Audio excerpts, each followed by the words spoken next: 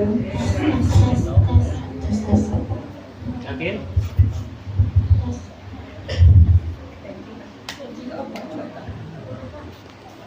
Assalamualaikum warahmatullahi wabarakatuh. Assalamualaikum warahmatullahi wabarakatuh. Alhamdulillahilladzi amarna an yahtammal fuqara wal masakin.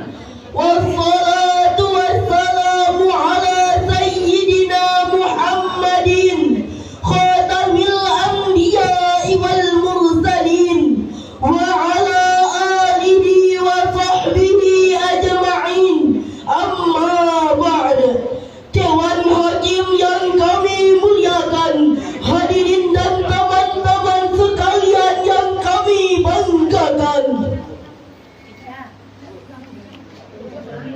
Kita bangga sebagai bangsa Indonesia, bangsa yang berada di garis khatulistiwa ini, memiliki khasanah dan kekayaan alam yang melimpah ruah. Menurut data dari Badan Pusat Statistik Nasional, luas lahan persawahan mencapai 10,20 juta hektar.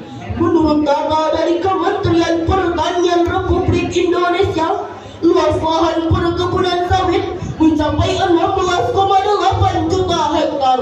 Ditambah lagi dalam sektor dijalog atau perdagangan dan perindustrian, di dalamnya terdapat berbagai perusahaan berskala kecil, menengah dan besar.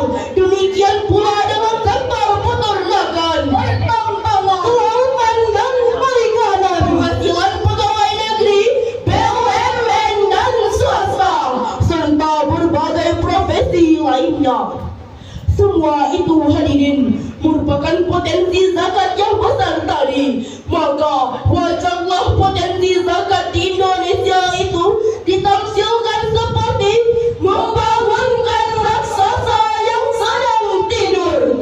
Bagaimana tidak, hadirin, hasil riset Badan Amil Zakat Nasional atau Basnas melaporkan bahwa potensi zakat di Indonesia per tahunnya mencapai 327 triliun rupiah saja. Suatu angka yang sangat fantastis untuk mensejahterakan umat dan untuk mengurangi angka kemiskinan. Namun hadirin, kuantitas yang mampu dikumpulkan per tahunnya hanya 33 triliun rupiah saja. Hadirin, potensi besar yang tadi berbanding terbalik dengan potret kesejahteraan umat di negeri yang bertuah ini. Menurut data dari Badan Pusat Statistik Nasional, pada bulan Maret tahun 2024 tercatat bahwa jumlah penduduk miskin di Indonesia mencapai 3,9 juta jiwa. Persentase penduduk miskin di kota mencapai 7,09%, sedangkan di desa mencapai 11,79%. Dari 149,38 juta angkatan kerja, sebanyak 7,2 juta pengangguran. Masih banyak warga kita yang tinggal di rumah kumuh dan tidak layak huni. Bahkan masih banyak warga kita yang terpaksa meninggalkan keluarga dan sanak saudaranya untuk bekerja sebagai pembantu rumah tangga dan buruh kasar di luar negeri. Potret ini sungguh memilukan dan menyedihkan hati kita karena terjadi di banyak rezeki untuk berbagi. Atas dasar inilah maka tergugah hati kami bertiga untuk menyampaikan sebuah carahan dengan judul Pengelolaan Zakat Produktif dan Wakaf sebagai penguatan kesejahteraan umat. Sebagai landasan awal, firman Allah surah Al-Hujurat ayat 103 berikut ini. A'udzubillahi minasyaitonir rajim.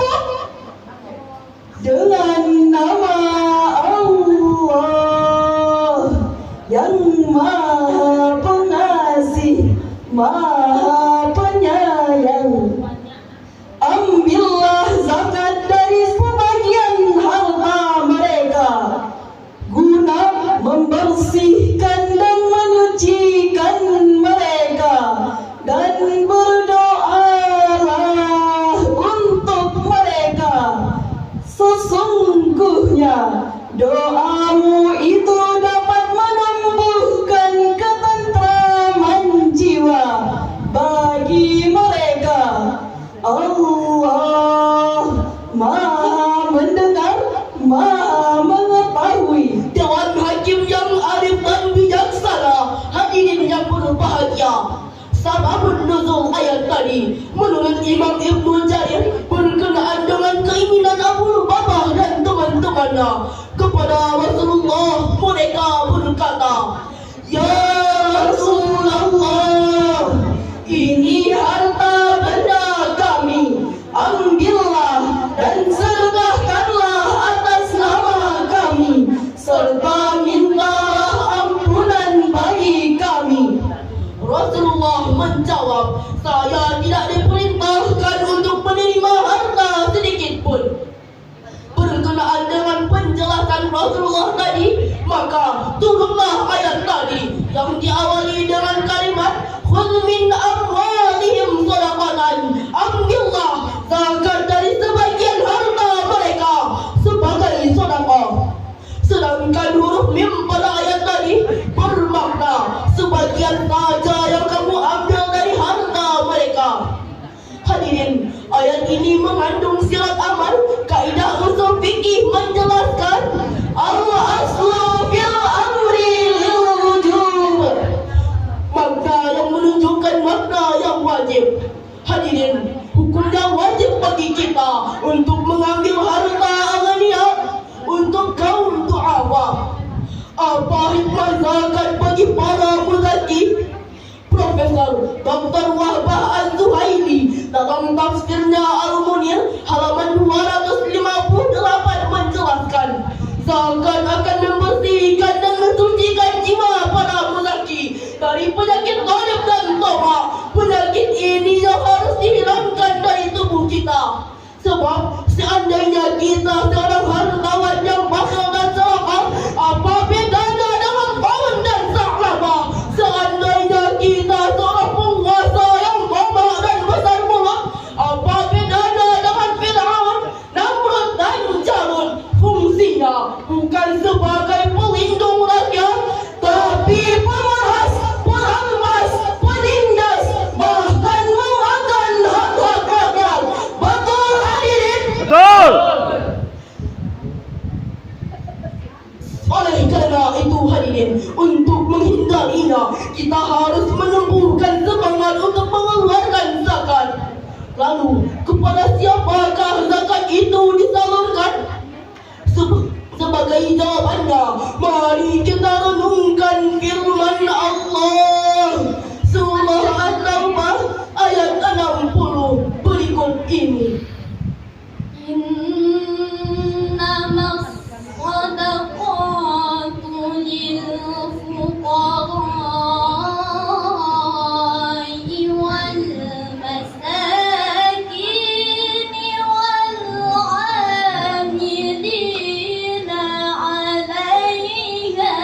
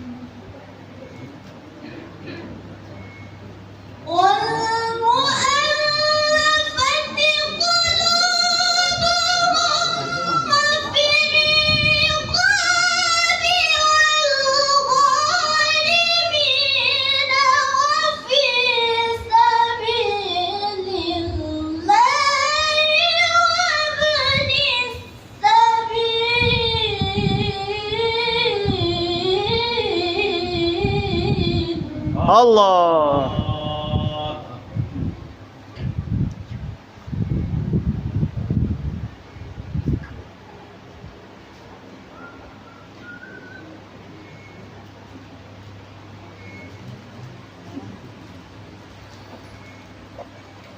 فريضة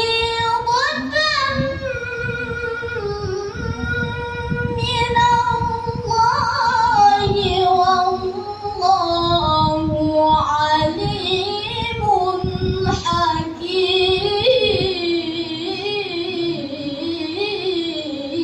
حكيم صدق Sadaqallahul azim. Sesungguhnya zakat-zakat itu hanyalah untuk orang-orang fakir, orang miskin, pengurus zakat, para mu'alaf yang dibujuk hatinya untuk memerdekakan budak, orang-orang berhutang untuk jalan Allah, dan untuk orang yang sedang dalam perjalanan sebagai kewajiban dari Allah. Allah Maha mengetahui, Maha bijaksana, Maha benar Allah dengan segala firman-Nya. Dewan Hakim yang mulia, hadirin yang berbahagia. Dalam ayat tadi, Allah mengawali ayat dengan lafaz innama. Dalam perspektif ilmu ma'ani, lafaz innama merupakan asal atau taksis, yaitu mengkhususkan sesuatu dengan cara-cara tertentu. Artinya, potensi zakat secara khusus dimanfaatkan oleh orang-orang miskin, pengurus zakat, hamba sahaya, hamba mu'alaf, orang yang berhutang, sabilillah dan ibnu sabil.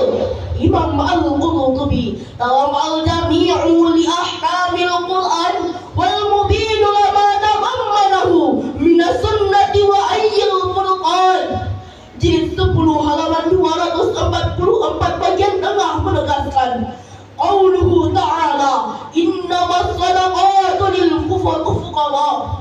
Khassallahu ta'ala subhanahu ba'dan nasi bil amwali ba'd ni'matin minhu 'alaihim wa ja'ala syukra dhalika minhum ikhraja sahmin 'alaihim ila man la mala lahu niyabatan anhu subhanahu fima dhamanahu. Allah subhanahu wa ta'ala berfirman, innamas sadaqatu lil fuqara, menunjukkan bahwa Allah mengkhususkan sebagian orang untuk menerima harta sebagai nikmat dari Allah untuknya. Di samping itu hadirin, Allah juga mewajibkan kepada mereka untuk menyisihkan sebagian harta mereka untuk diberikan kepada orang yang tidak seberuntung mereka. Melalui inovasi ini hadirin, setidaknya ada 3 dampak positif yang bisa kita rasakan. Pertama, pemerintah mendapatkan dana yang bebas bunga dan terlepas dari jeratan hutang. yang kedua, Keuntungan investasi sebagai income retribution untuk mewujudkan kesejahteraan. dan yang ketiga, Wujudnya stabilitas keuangan nasional. Pesatnya pembangunan pertumbuhan ekonomi nasional yang bermuara pada kesejahteraan. Demikian kutipan jurnal International Review of Social Science and Humanity tahun 2013, volume 6 halaman 5 sampai 7. Dengan demikian hadirin, dari syarahan ini dapat disimpulkan bahwa pengelolaan dana zakat yang profesional di samping pemenuhan kebutuhan yang bersifat konsumtif menjadi solusi tepat untuk mewujudkan generasi yang iman dan imannya yang kuat, tubuhnya sehat, IQ-nya yang hebat, pendidikannya bertingkat-tingkat, mobilnya mengkilat, kesejahteraannya meningkat, sehingga menjadikan generasi bangsa Indonesia menjadi